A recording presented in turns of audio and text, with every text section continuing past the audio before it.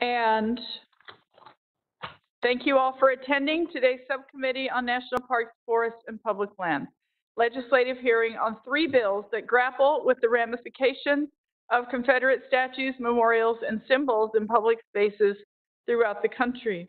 I would like to start by welcoming the bill sponsors as well as this distinguished panel of witnesses joining us today to speak about this critical issue. I would also like to acknowledge the fact that there are not any Republican bills on today's agenda and recognize that this may cause some frustration among my colleagues on the other side of the dais. Throughout my tenure as chair of the subcommittee, approximately 1/3 of the bills scheduled for hearings have come from Republican sponsors.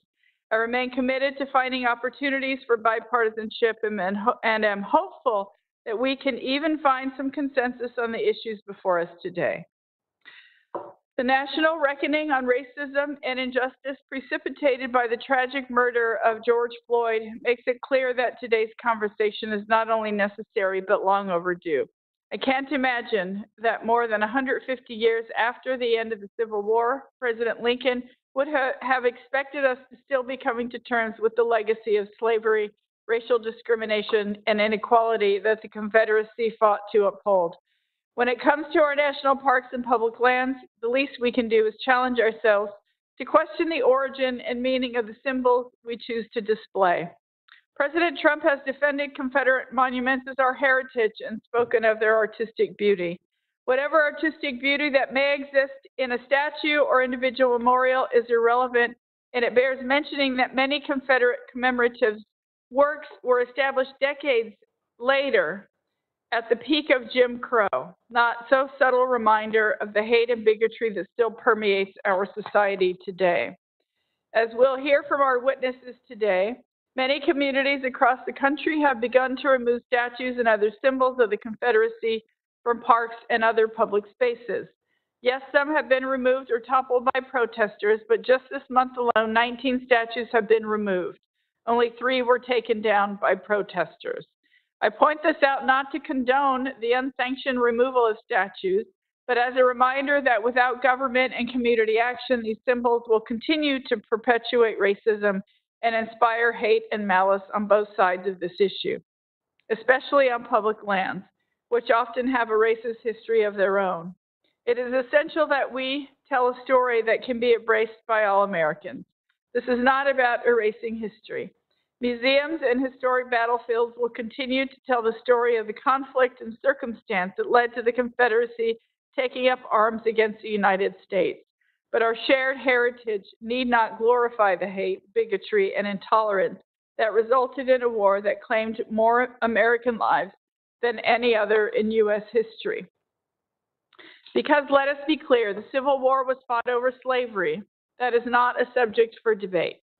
As a country, we must strive to be better, to embrace justice, equity, diversity, and inclusion in all aspects of our lives. The reckoning on names and statues should not stop at the Confederacy either. Looking forward, I hope we can also take steps to address other places throughout the country, forests, wilderness areas, mountaintops that now have names that glorify individuals responsible for committing unspeakable atrocities. Importantly, we also need to invest in education and interpretation to ensure that this history is not lost, or else we are dooming ourselves to repeat it.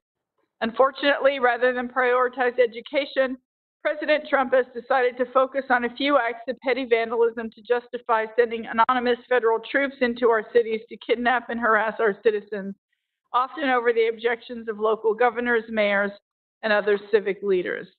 This is not how we heal and move forward together as a society, something that we are still seeking 150 years after President Lincoln's second inaugural address, which was delivered only weeks before General Lee's surrender at Appomattox and Lincoln's assassination at Ford's Theater right here in Washington, D.C.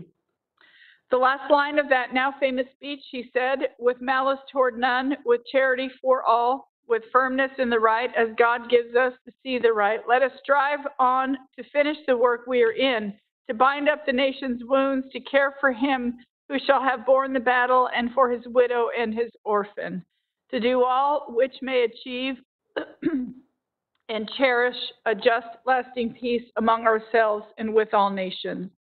Clearly, we are still striving for that just and lasting peace, and hope today's conversation can help us move toward that seemingly elusive goal. And with that, I'll recognize our ranking member.